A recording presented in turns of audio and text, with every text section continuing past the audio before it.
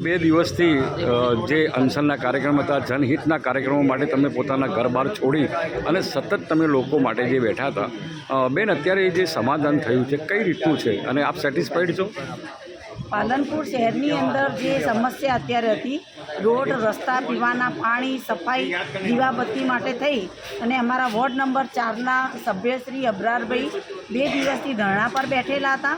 પ્રજાના હિત માટે થઈને ધરણા પર બેઠેલા હતા. ત્યારે અમારી આ જે લડત હતી, લોકોના હિત માટેની લડત હતી ને એના માટે થઈ અને રજૂઆત કર્યા બાદ ગઈકાલે ચીફ ઓફિસરશ્રીએ મારી સાથે મુલાકાત કરી છે, આજે પણ મુલાકાત કરી છે.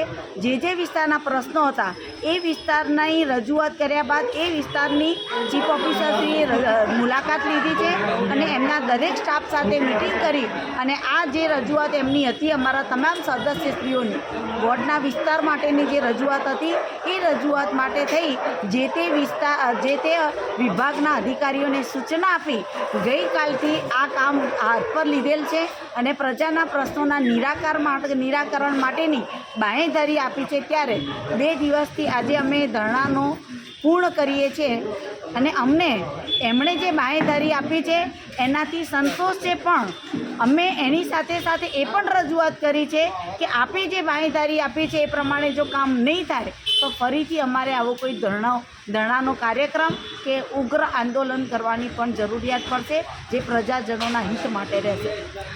અંકિતાબેન, લેડીઝ છો, બેન છો અને મોડી રાત્રિ સુધી મેં તમને જોયા છે, મેં રાત્રે 2 વાગે પણ તમને જોયા હતા કે જનહિતના માટે પરિવાર ઘર છોડીને તમે જે બેઠા હતા. આજના જે નિર્ણય છે શું સેટિસ્ફાઈડ છે તમને?